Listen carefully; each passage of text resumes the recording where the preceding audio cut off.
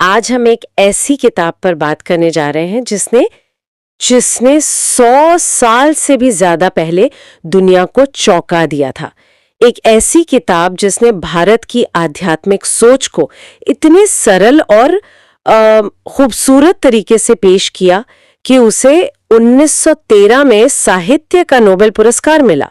हम बात कर रहे हैं रविंद्रनाथ टैगोर की गीतांजलि की। और ये सिर्फ एक किताब नहीं है, ये एक अनुभव है। आज की दुनिया में जहां हम सब, आप देखिए, शांति, सुकून और अपनी जिंदगी के मतलब की तलाश में हैं, वहां एक कविता एक गाइड की तरह काम करती हैं। हमारी आज की चर्चा का मकसद ही यही समझना है कि टैगोर के ये विचार, जो उस समय के लिए क्रांतिकारी थे, आज हमारी इस तेज रफ्तार और तनाव भरी जिंदगी के लिए कितने जरूरी हो गए हैं। तो चलिए इस खजाने की परतों को खोलते हैं। शुरुआत करते हैं इसकी रचयिता से।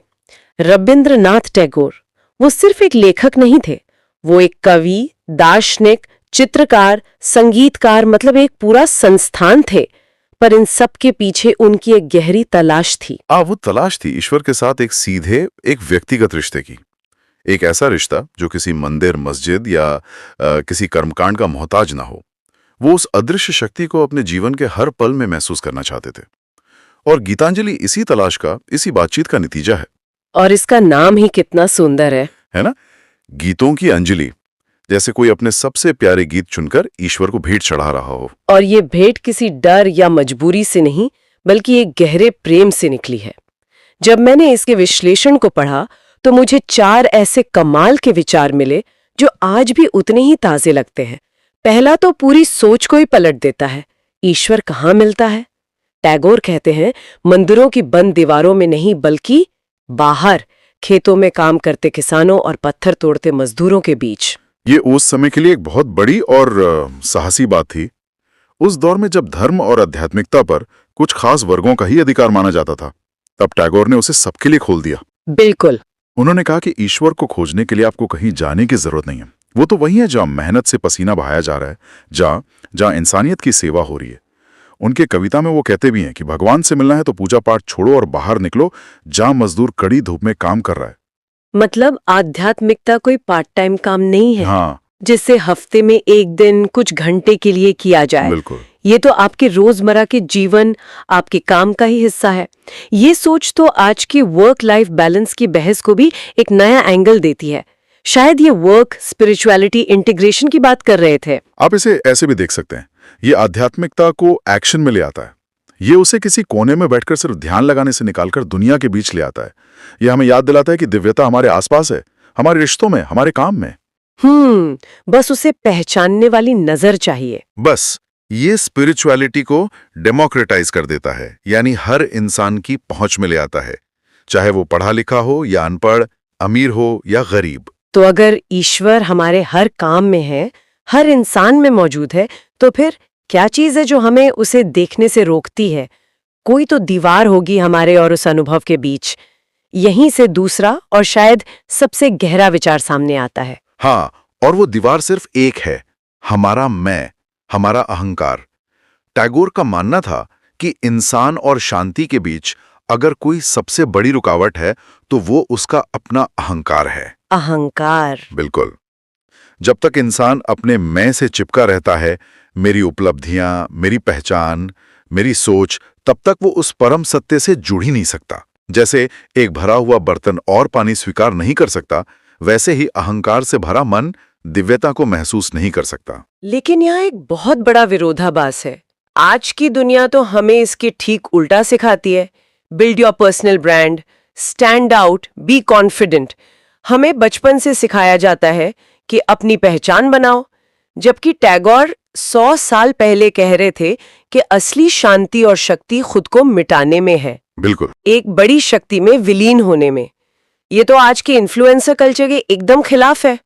तो क्या ये दोनों रास्ते एक साथ चल सकते हैं? ये बहुत जरूरी सवाल है। मुझे लगता है टैगोर जिस अहंकार को छोड़ने की बात कर रहे हैं, वो आत्मविश्वास या आत्मसम्मान का दुश्मन नहीं है। वो उस झूठे मैं की बात कर रहे हैं जो हमें ये महसूस कराता है कि मैं ही सब कुछ कर रहा हूँ। जबकि आत्मविश्वास का मतलब है अपनी क्षमताओं को पहचानना और उनका सही इस्तेमाल करना। सही। टैगोर का दर्शन कहता है कि अपनी क्षमताओं को पहचानो, लेकिन ये भी याद रखो कि ये क्षमताएं तुम्हें उस बड़ी शक्ति से मिली हैं। खुद को एक बांसुरी की तरह समझो, खाली, ताकि संगीतकार उसमें से सुंदर संगीत निकाल सके।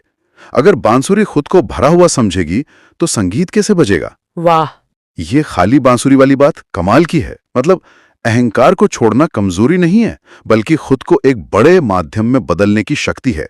ये अपनी पहचान को मिटाना नहीं, बल्कि उसे एक बड़े उद्देश्य के साथ जोड़ना है। बिल्कुल, ये खुद को कमजोर करना नहीं, बल्कि एक ऐसी शक्ति का हिस्सा बनना है जो आपसे बहुत बड़ी है। और ये समझने से एक अजीब सी शांति मिलती है। आपको हर वक्त खुद को साबित करने के बोझ से आजादी मिल जाती है। आप बस अपना काम करते हैं पूरी लगन से, लेकिन उसके परिणाम का श्रेय खुद पर नहीं लेते। तो ठीक है, हमने ये समझ लिया कि ईश्वर हमारे काम में है और वहां तक पहुंचने का रास्ता अहंकार को छोड़कर जाता है। लेकिन ये रास्ता ये सीधा तो है नहीं। जिंदगी तो उतार चढ़ाव से भरी है, कभी सुख है, कभी गहरा दुख। इस यात्रा को कैसे जिया जाए, यहाँ गीतांजलि का तीसरा संदेश आता है, जो मुझे लगता है आज के समय में सबसे ज्यादा मददगार हो सकता है। और वो है जीवन को उसकी समग्रता में स्वीकार करना।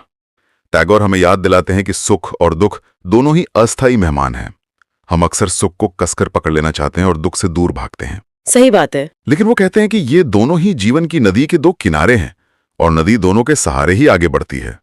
यहाँ बात दुख को नजरअंदाज करने की नहीं, बल्कि उसके अस्थायी स्वभाव को समझने की है। ठीक वैसे ही जैसे सुख अस्थायी है। अगर सब कुछ अस्थायी है तो फिर हम किस चीज पर भरोसा करें? इसका स्थायी समाधान क्या है? इसका समाधान है कृतज्ञता। हर पल के लिए एक शुक्रगुजार होने का एहसास।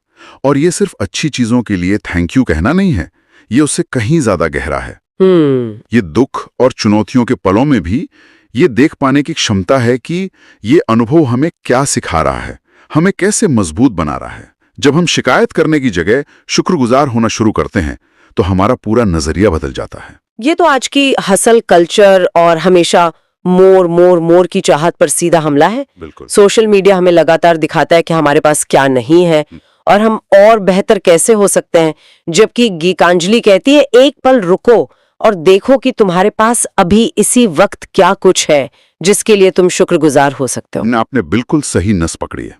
ये आज के समय में इसकी सबसे बड़ी देन है।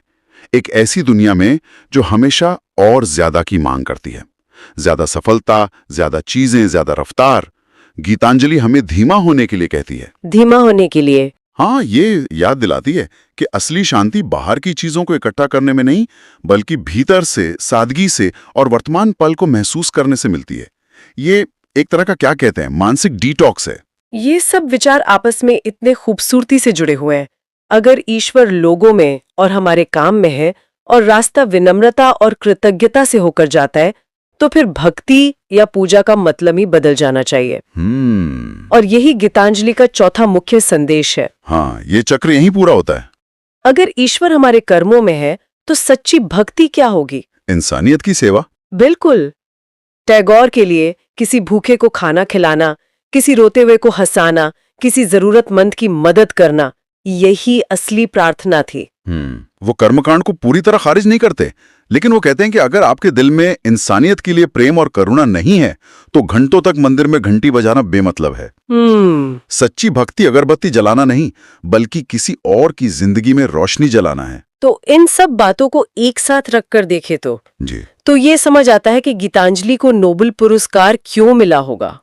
उस समय पश्चिमी दुनिया भारत को सपेरों, साधुओं और रहस्यमय कर्मकांडों का देश समझती थी। और फिर अचानक उनके सामने ये किताब आती है, और ये किताब उन्हें भारतीय आध्यात्मिकता का एक ऐसा चेहरा दिखाती है जो अविश्वसनीय रूप से सरल, मानवीय और सार्वभौमिक है। इसमें कोई जटिल दर्शन नहीं है, कोई डराने वाले नियम नहीं है, कुछ भी नहीं। सिर्फ प्रेम, विनय, सेवा और प्रकृति में ईश्वर को देखने की बात है। ये वो विचार हैं जो किसी एक धर्म या संस्कृति की सीमाओं में नहीं बंधे हैं। ये सीधे इंसान के दिल से बात करते हैं। सही बात। नोबेल समिति ने इसी ताजगी भरी, गहरी और मानवीय आवाज को पहचाना। उन्होंने महसूस किया कि ये आवाज सिर्फ भारत की नहीं, बल्कि पूरी मानवता की है। तो ये सिर्फ सुंदर कविताओं का सम्मान नहीं था, बल्कि एक ऐसी सोच का सम्मान था जो धर्मों और देशों को पार कर जाती है। आज जब दुनिया इतनी बटी हुई है तब ये विचार और भी ज्यादा जरूरी लगते हैं। बिल्कुल। गीतांजलि हमें जोड़ना सिखाती है, खुद को प्रकृति से जोड़ना, खुद को दूसरे इंसानों से जोड़ना और अंत में खुद को उस परम शक्ति से जोड़ना। टैगोर की कविताएं हमें दुनिया को एक नई नजर से देखना सिखाती हैं। एक फूल के खिलने में, बारिश की बूंदों में, एक बच्चे की हंसी में, हर जगह उस दिव्यता की मौजूदगी को महसूस करना। जब हम इस नजरिए को अपना लेते हैं तो जीवन का हर पल एक उत्सव बन जाता है। तो गीतांजलि सिर्फ 100 साल पुरानी कविताओं का संग्रह नहीं, बल्कि जीवन को देखने का एक नजरिया है। ये उन सभी के लिए है जो इस भागदौड़ भरी दुनिया में शांति, सुकून और अपने होने का एक गहरा मतलब ढूंढ रहे हैं। इसका सार यही है कि सच्ची आध्यात्मिकता बड़े बड़े अनुष्ठानों या मुश्किल ज्ञान में नहीं, बल्कि प्रेम, सेवा और कृतज्ञता के छोटे छोटे विनम्र कामों में छुपी है। ये आध्यात्मिकता को हर इंसान की पहुंच में लाती है, चाहे उसकी पृष्ठभूमि कुछ भी हो। एक विचार सोचने के लिए छोड़ जाते हैं। टैगोर ने रोजमर्रा के जीवन में खेतों में काम करते किसानों में और प्रकृति में दिव्यता को खोजा। आज की इस डिजिटल और कंक्रीट की दुनिया में, जहां हमारा ज्यादातर समय स्क्रीन के सामने या ट्रैफिक में बीतता है, वो शांति और जुड़ाव के पल कहाँ मिल सकते हैं? अगर आज टैगोर गीतांजलि लिखते तो वो ईश्वर को किन कामों में और किन लोगों में पाते? आज के समय में हमारी अपनी गीतों की अंजलि कैसी दिखेगी?